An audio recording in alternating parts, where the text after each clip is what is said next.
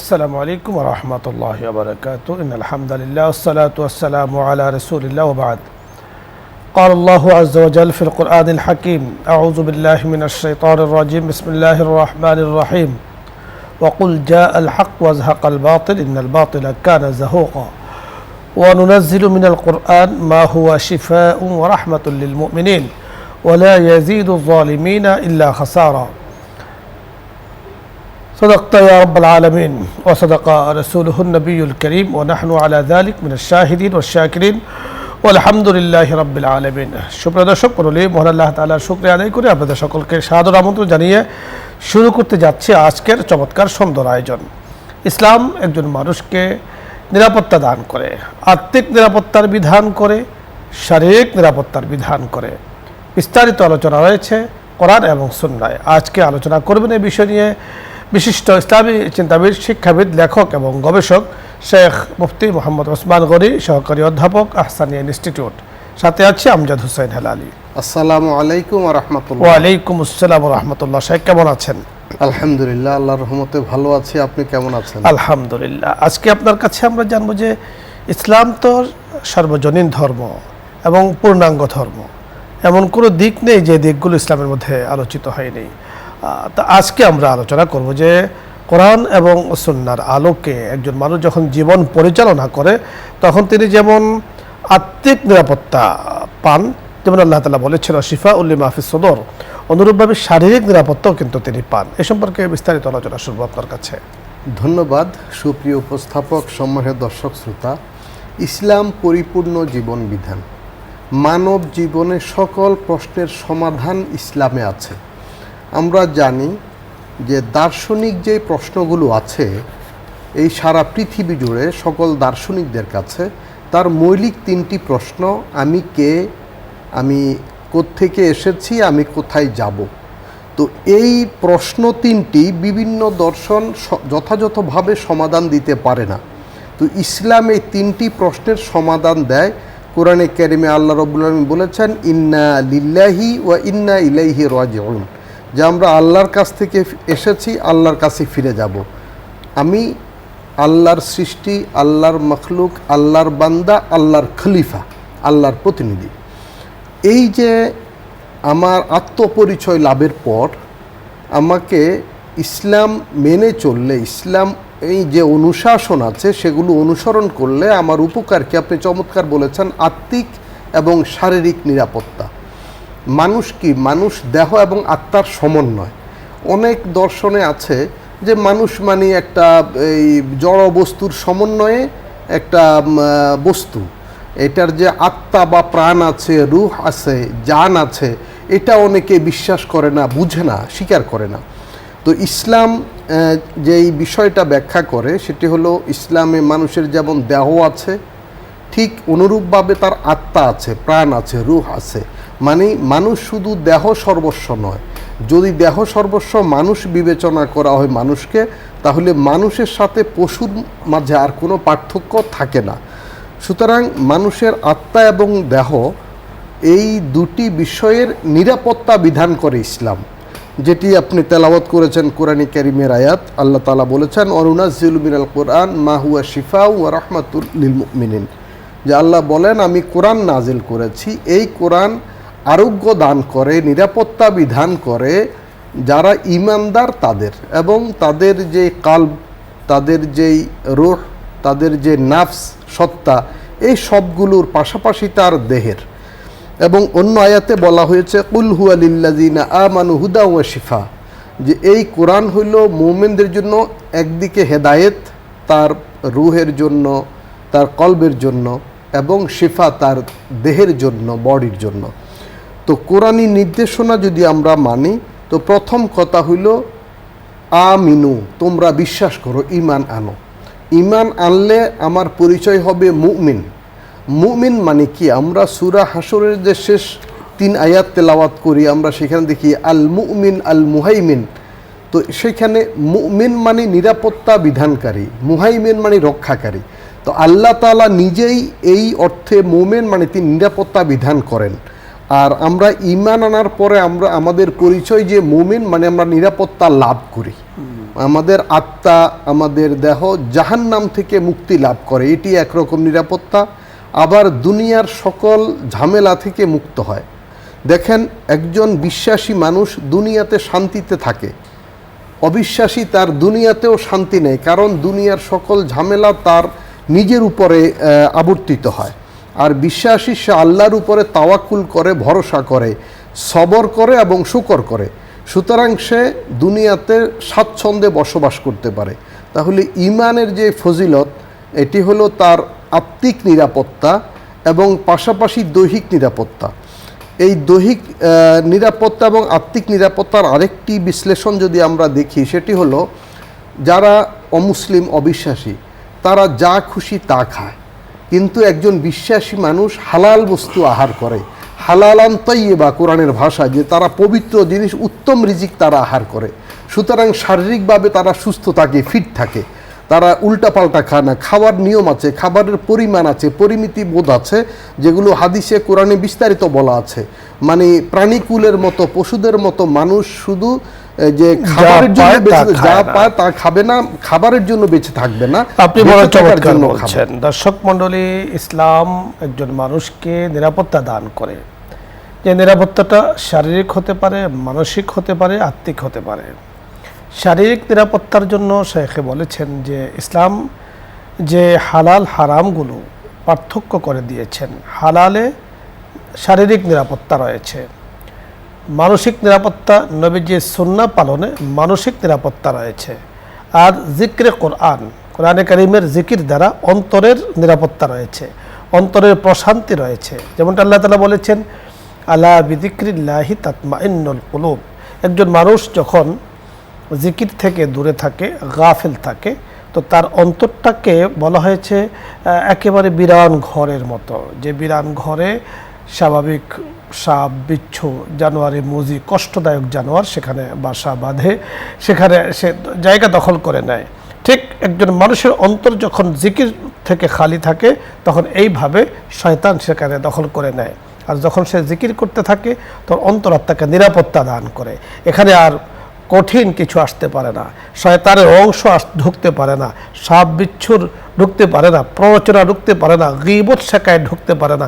সেখানে সর্বপ্রকার নিরাপত্তা দান করে আল্লাহ পাকের জিকির। তাই তো আল্লাহ তাআলা বলেছেন, আলা বিযিক্রিল্লাহি তাতমাইন্নুল কুলুব, মানবাত্মার নিরাপত্তা বিধান করে আল্লাহ পাকের জিকির, আল্লাহ পাকের স্মরণ।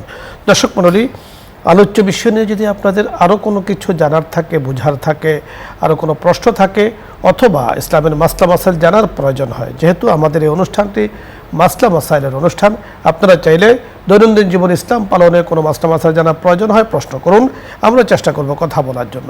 প্রথমে যিনি আছেন, আসসালামু আলাইকুম রহমতুল্লাহ। দর্শক নাম বলে পরিচয় দিয়ে প্রশ্ন করুন।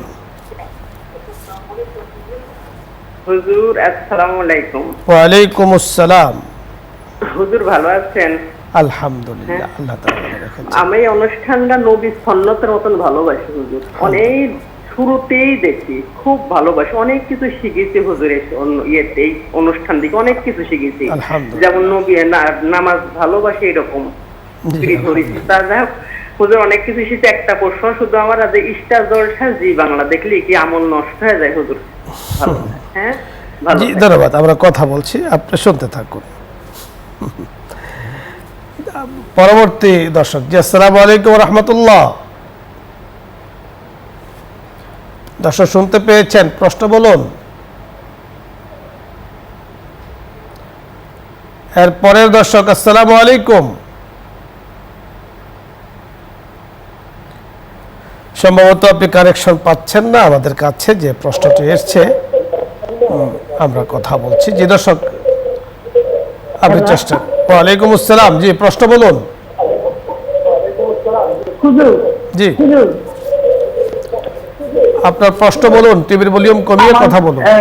প্রশ্ন ছিল, বলুন প্রশ্ন। হুজুর আমার তিনটা মেয়ে, আমার সম্পত্তি আছে, আমার স্বামী মারা গেছে, এই মধ্যে হচ্ছে আমার শ্বশুরের নামে জমি আছে, সেইখান থেকে তারা ভাইসেরা পাবে জানি, কিন্তু আমার স্বামী চাকরি করছে, পেনশনের টাকা যদি এখান থেকে ভাইসেরা পেনশনের টাকাও পাবে? জি, আমরা কথা বলছি। জি, ধন্যবাদ। পরে দর্শক, আসসালামু আলাইকুম। ওয়ালাইকুম আসসালাম। জি, প্রশ্ন হুজুর। করুন। জি, ওয়ালাইকুম সালাম হুজুর, আসসালামু আলাইকুম ওয়া রাহমাতুল্লাহ। ওয়ালাইকুম আসসালাম ওয়া রাহমাতুল্লাহ। আপনার প্রশ্ন? হুজুর, আমার দুইটা প্রশ্ন। একটা হলো, কোন ব্যক্তি যদি মসজিদ তৈরি করে দেয় এবং সেই মসজিদের তারা মালিকানার মতো আচরণ করে, সেখানে নামাজের গুরুত্ব কতখানি হবে? জি, দ্বিতীয় আরেকটা প্রশ্ন। হলো, মসজিদের দানে অনুদানের টাকা পয়সাগুলি এইটা যদি ব্যক্তিগতভাবে ব্যবহার করে, সেটা জায়েজ আছে কিনা? জি, বগুড়া লতিপুর। আসসালামু আলাইকুম ওয়া রাহমাতুল্লাহ। ওয়ালাইকুম আসসালাম। 4টি প্রশ্ন আমাদের কাছে এসছে, আমরা এক এক করে কথা বলছি। ইনশাআল্লাহ সময় সুযোগ হলে আবারও আসব। প্রথম প্রশ্নটি শায়েখ করেছেন আমাদের এক বোন। আপনি ইসলাম ও আমরা এই প্রোগ্রামটি দেখেন নিয়মিত, আলহামদুলিল্লাহ, আপনাকে ধন্যবাদ। নিঃসন্দেহে ভালো একটি কাজ করছেন এবং আপনি বড় মোহাব্বতের সাথে দেখেন, আমলের সাথে দেখেন। কিন্তু আরেকটি প্রশ্ন আপনি করেছেন, স্টার জলসা উনি সম্ভবত দেখেন অথবা না দেখলেও জানতে চেয়েছেন, তো এর দ্বারা আমল নষ্ট হবে কিনা? বিশেষ করে অজু নষ্ট হবে কিনা বা আমল নষ্ট হবে কিনা, এখানে ভালো জিনিস দেখা আমাদের যেই নেকি বদি, কোরআনে কারিমে আল্লাহ রাব্বুল আলামিন বলেছেন, ইন্নাস সামআ ওয়াল বাসারা ওয়াল ফুআদ কুল্লু উলাইকা কানা আনহু মাসউলা, যে তোমার শ্রবণ কানে শোনা এবং তোমার দৃষ্টি চোখে দেখা এবং তোমার কল্পনা, পরিকল্পনা, চিন্তা সব কিছু সম্পর্কে প্রশ্ন করা হবে। অর্থাৎ আমি কি দেখেছি দুনিয়াতে, এই দেখার পিছনে কতটুকু সময় নষ্ট করেছি, আমার হায়াতের মূল্যবান সবচেয়ে মূল্যবান বিষয় হলো সময়, যেটি সূরা আসরের মধ্যে বলা হয়েছে সময়ের শপথ। তাহলে এই সময়টা যে আমি বেহুদা কাজে নষ্ট করব, এটা সময় অপচয়ের গুনাহ হবে কমপক্ষে। দ্বিতীয়ত, মন্দ জিনিস দেখলে সেটি আরেকটি গুনাহ হবে। তো আমরা এই অজুর সঙ্গে থাকা, সবসময় হাদিস শরীফে আছে আল উদু সিলাহুল মুমিন, উদু মুমিনের অস্ত্র। সুতরাং অজু অবস্থায় আমরা যখন উজু করি, ইবাদত করি, নফল নামাজ পড়ি, কোরআন তেলাওয়াত করি, ওজিফা জিকির আমল করি, দুরুদ শরীফ পড়ি, ইস্তেগফার পড়ি, তাসবিহ তাহলিল পড়ি, কিন্তু আমরা যদি এই টেলিভিশন দেখা, স্টার জলসার মতো বা এরকম যেগুলোর মধ্যে পজিটিভ কিছু নেই, উপকারী কিছু নেই, তো এগুলো দেখা উচিত না। আপনি বড় চমৎকার বলছিলেন, আপনার সাথে আমি একটু যোগ করতে চাই। অজু মানে কি? অজু অর্থই হলো যে আমি জাগতিক অপবিত্রতা থেকে নিজেকে পবিত্র করে আমি এই অজু দ্বারা কোরআন তেলাওয়াত করব, সালাত আদায় করব। এখন আপনি যেটা বলছেন যে অজুর পরে টিভির সামনে বসা, এটা তো একেবারেই অনুচিত, একেবারে নয়। মনে রাখতে হবে যে স্টার জলসা অথবা এই ধরনের কিছু আমল বিধ্বংসী, অজু নষ্ট না হলেও অনেক সময় ইমানও নষ্ট হয়ে যেতে পারে, আপনার আমলও নষ্ট হয়ে যেতে পারে। আপনার অর্জনগুলো, এই যে আপনি বলছেন যে প্রোগ্রামটাকে খুব আদর করে, খুব প্রিয় জেনে আপনি দেখেন, আপনার এই অর্জনটা হারিয়ে যেতে পারে এই সমস্ত কারণে।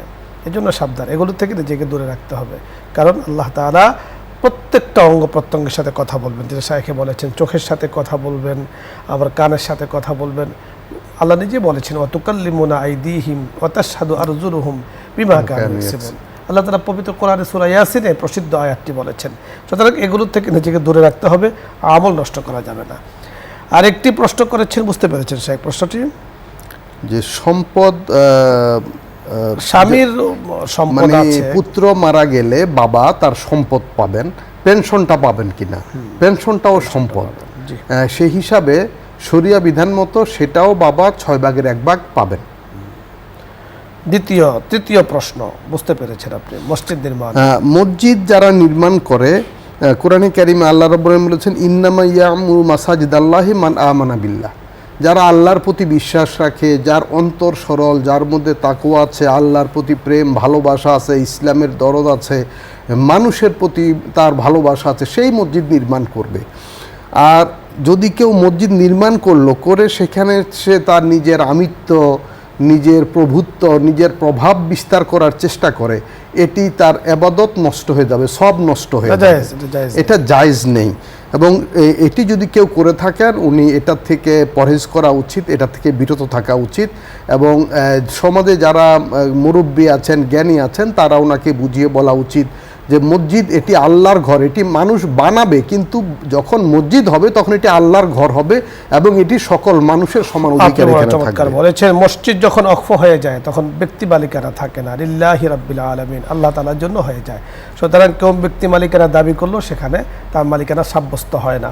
উনি যদি আচরণ করেন উনি গুনাহগার হবেন, নামাজ পড়তে কোনো নিষেধ নেই, যেহেতু মসজিদটা আল্লাহর নামে অক্ফ। পাশাপাশি দানের টাকা কেউ মসজিদে দান করলো, তো মসজিদ অথবা মাদ্রাসা ধর্মীয় প্রতিষ্ঠানে এই দানের অর্থগুলো যিনি সভাপতি, সেক্রেটারি বা মোতাওয়াল্লি বা দাতা, ডোনার বা ওয়াকফকারী, তারা এগুলো ব্যবহার করতে পারবে না। এটি শুধু ওই প্রতিষ্ঠানের কাজেই ব্যবহার করা যাবে, মসজিদের কাজে, মাদ্রাসার কাজে বা যেই খাতে প্রয়োজন সেইখানে ব্যয় করা যাবে। কোনো ব্যক্তির জন্য এগুলো ব্যয় করা যাবে না। হ্যাঁ, ইমাম মুয়াজ্জিনের বেতন অথবা কর্মচারীর বেতন, ঝাড়ুদারের বেতন, খাদেমের বেতন, এগুলো দেয়া যাবে। মক্তবে শিক্ষক রাখলে তার বেতন, এগুলো দেয়া যাবে। হাফিজি মাদ্রাসা পরিচালনা বেতন, এগুলো দেয়া যাবে। কিন্তু এই দানের টাকা কোনো ব্যক্তি যে আমি এটার মালিক, মোতাওয়াল্লি, আমি একটা অংশ পাবো, এরকম কোনো সুযোগ নেই।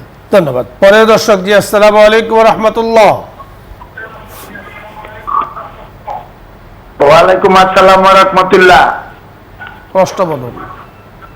হুজুর, যারা মসজিদে বসা রাজনীতির আলাপ করে, এটা কি গুনাহ হবে? জি ধন্যবাদ, আমরা কথা বলছি, আপনি শুনতে থাকুন। পরের দর্শক জি, আসসালামু আলাইকুম। আসসালামু আলাইকুম। ওয়ালাইকুম আসসালাম। হুজুর, আমি প্রশ্ন করতেছিলাম যে আমাদের মসজিদে আপনার হচ্ছে ওই যে নামাজের আজান দেওয়ার আগে আর কি ওই যে মুয়াজ্জিন সে যায় নামাজ পাতায় রাখে, এইগুলো আসলে শরীয়ত মোতাবেক কি, এটা কি আসলে সঠিক নাকি? অনেক সময় যায় নামাজের যার জন্য পাতায় সে আসে, অনেক সময় আসে না। ধন্যবাদ জি, বুঝতে পেরেছি। নির্দিষ্ট কোন- আমরা কথা বলছি, প্রথম যে প্রশ্নটি করেছেন আমাদের এক ভাই, মসজিদে বসে রাজনৈতিক আলাপ করা ঠিক? রাজনৈতিক আলাপ দুই রকম হয়। একটা হলো মানুষের কল্যাণের কথা বলা বা কোনো উপলক্ষ নিয়ে কথা বলা। যেমন সামনে যদি নির্বাচন, তো একজন ইমাম বললেন যে ভাই আপনারা ভালো মানুষকে ভোট দিবেন, এরকম কিছু বললেন। যদিও এটা নিয়ে বিভিন্ন ব্যাখ্যা বিশ্লেষণ আছে, আমরা সেগুলো এখানে বলতে পারবো না আমাদের সময়ের কারণে। তো এটা ভালো কথা বলা, কোনো নির্দিষ্ট ব্যক্তি নিয়ে নয়, কল্যাণের কথা বলা, দেশ জাতির কল্যাণে কথা বলা, এগুলো বলা যাবে। তবে নির্দিষ্ট দল বা ব্যক্তি নিয়ে কথা বলা উচিত আপনার সাথে আমি এগ্রি করতে চাই। রাজনীতি মানে হলো রাজার নীতি, এই বিষয়টি বুঝতে হবে। আর রাজনীতি, রাজার নীতি কখনো ইসলামের বাহিরে নয়। রাষ্ট্র পরিচালনার নীতি ইসলামের বাইরে নয়। একটি রাষ্ট্রকে পরিচালনা করতে হলে কিছু নীতি, কিছু নিয়ম প্রয়োগ করতে হয়। তো সেই নিয়ম নীতিগুলোকে মানে ব্যবহার করার নামই হলো রাজনীতি বা রাজার নীতি। এই যে শাব্দিক বিশ্লেষণটা আমরা করলাম, এটা কিন্তু নিষেধ না, এটা ভালো, করতেই হবে। রাসূল আকরাম সাল্লাল্লাহু আলাইহি সাল্লাম মসজিদ থেকেই রাষ্ট্রনীতি পরিচালনা করে রাষ্ট্র পরিচালনা করেছেন, প্রণয়ন করে রাষ্ট্র পরিচালনা করেছেন। হ্যাঁ, রাজার নীতিটাকে যদি কেউ কোনো কারণে সেটাকে খারাপ করে ফেলে বা ব্যবহার করে, তাহলে সমস্যা তার, বিষয় তার নয়, রাজনীতির নয়, রাজার নীতির নয়। কোনো ব্যক্তির কারণে যদি সেটা হয়, সে ব্যক্তি দোষী হবে। এজন্য রাষ্ট্র কিভাবে পরিচালনা করবে এটা মসজিদ থেকে আলোচনা হতেই পারে এবং করাই উচিত, তবে সেটা বাস্তবভিত্তিক হতে হবে। হ্যাঁ, দুনিয়াবি আলোচনা মসজিদে নিষেধ। দুনিয়াবি আলোচনা বলতে যে যার কোনো হয় এবং পরকালে কোনো ফায়দা নেই, এ ধরনের। আরেকটি প্রশ্ন করেছেন যে মসজিদে কোনো ব্যক্তির জন্য হয়তো বা মুয়াজ্জিন সাহেব যায় নামাজ বিছিয়ে রাখেন, আজানের আগে উনি আসেন না, জায়গা দখল করে রাখেন, এই ধরনের আসলে না। আসলে দুই রকম জায়নামাজ পেতে রাখা, একটা হলো ইমামের পিছনে মুয়াজ্জিন বসবেন, অবশ্যই থাকবেন, সেটা তো রাখা যাবে, এতে অসুবিধা নেই। কিন্তু কোনো মুসল্লি যদি জায়নামাজ রেখে দেয়, পেতে রেখে দেয়, বিছিয়ে রেখে দেয়, সেটাও দুই প্রকার। একটা হলো একজন রেগুলার মুসল্লি, তিনি মিস করেন না এবং তিনি শ্রদ্ধেয়, সম্মানীয়, বয়স্ক, সবার আগে আসেন পরে যান, উনি যদি বিছিয়ে রাখেন এতেও কোনো অসুবিধা নেই। কিন্তু কোনো ব্যক্তি যে প্রভাব দেখানোর জন্য, তার সে বাহাদুরির জন্য এগুলো উচিত না, এগুলো শেখ। উচিত না। আমাদের হাতে সময় একদম নেই। আসলে মসজিদের সকলের জন্যই এই জায়গা সমান, শুধুমাত্র ইমামের জন্য জায়গাটা নামাজ পড়াবেন ওটা নির্ধারিত। দর্শক মণ্ডলী, আপনাদের সকলকে ধন্যবাদ জানিয়ে আজকের এই চমৎকার আয়োজনে অংশগ্রহণ করেছেন আল্লাহ পাকের শুকরিয়া জ্ঞাপন করে বিদায় নিচ্ছি। আমজাদ হোসেন হেলালি। আসসালামু আলাইকুম ওয়া রাহমাতুল্লাহি ওয়া বারাকাতুহু। এখন দোয়া হচ্ছে, দুরূদ ইস্তিগফার পড়ি। আল্লাহুম্মা সাল্লি আলা মুহাম্মাদ। আস্তাগফিরুল্লাহ রাব্বি। শেখ দোয়া করে দিন। আলহামদুলিল্লাহি রব্বিল আলামিন ওয়াসসালাতু ওয়াসসালামু আলা রাসূলিহিল কারীম। রব্বি জাআল হাযা বালাদান আমিনা ওয়ারযুক আহলাহু মিনাস সামারাত। রব্বিরহামহুমা কামা রব্বায়ানি সগীরা। রব্বানা হাব লানা মিন আজওয়াজিনা ওয়া যুররিয়াতিনা কুররাতা আয়ুন ওয়াজআলনা লিল মুত্তাকিনা ইমামা। পরওয়ারদিগার রব্বুল আলামিন, ইয়া আল্লাহ, আমাদের এই দ্বীনি আলোচনা মজলিসকে আপনি কবুল করেন। আমাদের ভুল ত্রুটি গুনাহ খাতাগুলো মাফ করে দেন। আমাদের পিতা মাতা, মুরব্বিয়ান, আত্মীয় স্বজন যারা কবরবাসী সকলকে জান্নাতবাসী করে দেন। ইয়া আল্লাহ, সারা দুনিয়ার সকল মানুষকে আপনি হেদায়েত দিয়ে দেন। মুসলমানদের ঈমানকে মজবুত করে দেন। আমাদের আমলকে সুন্দর করে দেন। ইয়া আল্লাহ, বাংলাদেশের উপর খাস রহমত বরকত নাজিল করেন। প্রাকৃতিক দুর্যোগ থেকে এই দেশকে হেফাজত করেন। মানব সৃষ্ট দুর্যোগ থেকে এই দেশকে হেফাজত করেন। ইয়া আল্লাহ, নিউজ 24 টিভি চ্যানেলের এমডি চেয়ারম্যান সহ এবং বসুন্ধরা গ্রুপের এমডি চেয়ারম্যান সহ সকলকে আপনি কবুল করেন। ইয়া আল্লাহ, পরিবার উপরে খাস রহমত বরকত নাজিল করেন। ইয়া আল্লাহ, দ্বীনি বিষয়ে, আমলি বিষয়ে উত্তর উন্নতি তারাক্কি দান করেন। ইয়া আল্লাহ, আসমানি জমিনি বিপদ আপদ বালা মুসিবত থেকে আমাদেরকে আপনি হেফাজত করেন। ইয়া আল্লাহ, যারা অসুস্থ আছে আপনি শেফা দান করেন।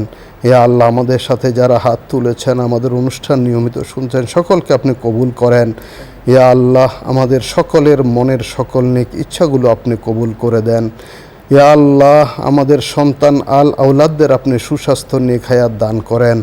পরিবারে শান্তি রহমত বরকত দান করেন। আসমানি জমিনি বিপদ আপদ বালা মুসিবত থেকে আপনি হেফাজত করেন। ইয়া আল্লাহ, যারা নিঃসন্তান আছে সুসন্তান নেক সন্তান দান করেন। যারা কন্যা দায়গ্রস্ত আছে সুপাত্রস্থ করার তৌফিক দান করেন। ইয়া আল্লাহ, যারা বেরোজগার আছে আপনি উত্তম রিজিকের ব্যবস্থা করে দেন, কর্মসংস্থানের ব্যবস্থা করে দেন। সাল্লাল্লাহু তাআলা আলা খায়রি খালকিহি সাইয়্যিদিনা মাওলানা মুহাম্মদ ওয়া আলা আলিহি ওয়া আসহাবিহি আজমাইন। আমিন বিরহমাতিকা ইয়া আরহামার রাহিমিন।